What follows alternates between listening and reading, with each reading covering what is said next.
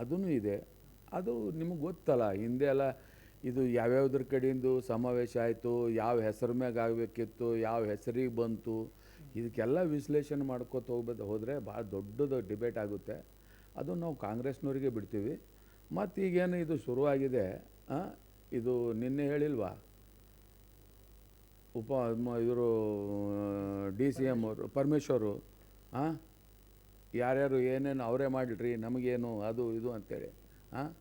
ಹಾಗಾಗಿ ನಾವು ಕೂತ್ಕೊಂಡು ಸಿರ್ಫ್ ನೋಡೋ ಕೆಲಸ ಇದೆ ನಮ್ಮದು. ಈಗ ಅವ್ರದ್ದೆಲ್ಲ ಡೈಲಿ ನಿಮ್ಮ ಮುಖಾಂತರ TV ಮುಖಾಂತರ ಯಾರು ಎಲ್ಲೆಲ್ಲಿ ಡೈಲಾಗ್ ಹೊಡಿತಾರ, ಯಾರು ಎಲ್ಲೆಲ್ಲಿ ಏನೇನು ಮಾಡ್ತಾರೆ ಅಷ್ಟೇ ನೋಡ್ಕೊತ ಕೂಡ್ತೀವಿ. ಇಲ್ಲ, ಕೋಲಾಲ ಅವ್ರವ್ರದ್ರಲ್ಲೇ ಆಗುತ್ತೆ, ನಾವೇನು ಮಾಡೋಕ್ಕೆ ಹೋಗೋದೆವು, ಗೊತ್ತಾಯ್ತಾ.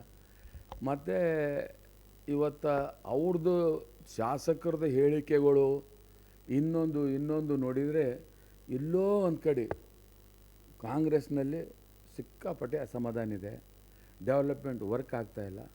ಹಾಗಾಗಿ ಎಂದರ ಒಂದು ದಿನ ಸ್ಫೋಟ ಆಯಿತು ಅಂದ್ರೆ ಇದು ಏನೂ ಆಗ್ಬೋದು. ಯಾಕಂದರೆ ಹಿಂದೆ ನನಗೆ ಎಕ್ಸ್ಪೀರಿಯನ್ಸ್ ಇದೆ.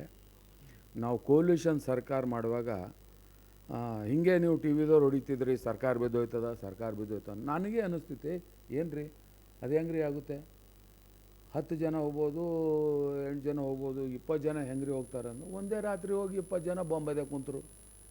ಹಾಗಾಗಿ ಇವತ್ತು ಏನಾರ ಒಂದು ಅವ್ರದ್ರ ಒಳಗಡೆ ಅಸಮಾಧಾನ ಸ್ಫೋಟ ಆಯಿತು ಅಂದರೆ ಇದು ಏನು ಭೀ ಆಗ್ಬೋದು ರಾಜ್ಯದಲ್ಲಿ. ಯಾರೂ ಏನು ಮಾಡ್ತಾಯಿಲ್ಲ ನೋಡಿ, ಯಾರೂ ಏನು ಆಪ್ರೇಷನ್ ಮಾಡ್ತಾಯಿಲ್ಲ. ಅವ್ರದ್ರಲ್ಲೇ ಸ್ಫೋಟ ಆಗಿ ಅವರೇ ಮುತುವರ್ಜಿ ವಹಿಸ್ರೆ ಇದು ಏನಾರ ಆಗುತ್ತೆ. ಇಲ್ಲ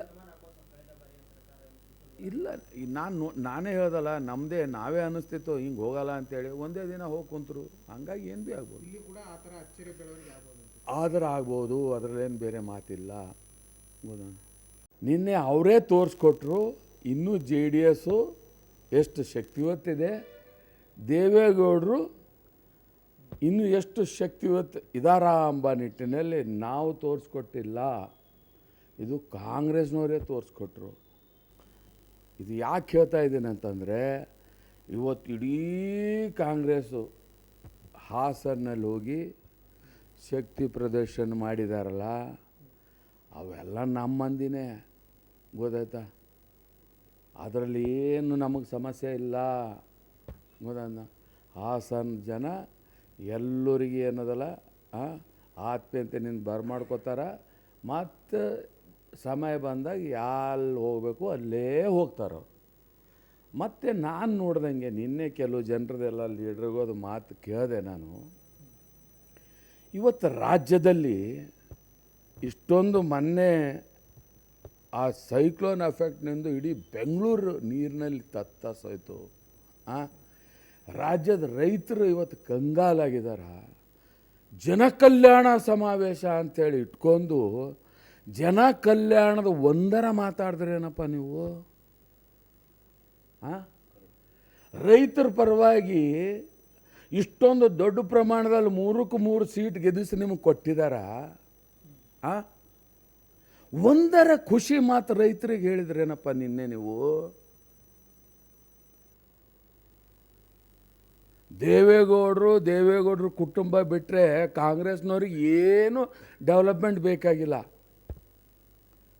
ಯಾವ ಗ್ಯಾರಂಟಿ ಬಗ್ಗೆದಾಗ ನೀವು ಮಾತಾಡ್ತೀರಿ, 5 ಗ್ಯಾರಂಟಿ ಎಲ್ಲ ನಾವು ಲೆಕ್ಕ ಹಾಕಿದರೆ ನಮ್ಮ ಕರ್ನಾಟಕ ಜನ ಮತ್ತೆ ನಿಮಗೆ ಎಲ್ಲಿ ಪಾಠ ಕಲಿಸ್ಬೇಕು ಅಲ್ಲಿ ಕಲಿಸ್ತಾರೆ. ಒಂದು ದೇಶದಲ್ಲಿ ಇವತ್ತು ಕಾಂಗ್ರೆಸ್ ಮುಣುಗ್ತಾ ಇದೆ. ಅದಕ್ಕೆ ಇವತ್ತ ಅಂತಾರಲ್ಲ, ವಿನಾಶ ಕಾಲ ವಿಪರೀತ ಬಿದ್ದಿ ವಿನಾಶ ಕಾಲ, ಗೊತ್ತಾಯ್ತಾ. ಹಂಗೆ ಆ ದಾರಿಯಲ್ಲಿ ಇವತ್ತು ನಮ್ಮ ಕರ್ನಾಟಕ ಕಾಂಗ್ರೆಸ್ ಹೋಗ್ತಾ ಇದೆ. ಖಂಡಿತ ಸಮಯ ಬರುತ್ತೆ, ಜನ ಇದಕ್ಕೆ ತಕ್ಕ ಉತ್ತರ ಅವರಿಗೆ ಕೊಡ್ತಾರೆ. ಹೇಳ್ತಾ ಇಲ್ವಾ, ಉದ್ದೇಶ ಏನೂ ಇಲ್ಲ. ದೇ ಆರ್ ಡೈಯಿಂಗ್, ಮುಣಗ್ತಾ ಇದೆ ಡೋಣಿ, ಅವರಿಗೆ ತಡ್ಕೊಳಿಕ್ಕಾಗ್ತಾ ಇಲ್ಲ, ಗೊತ್ತಾಯ್ತಾ.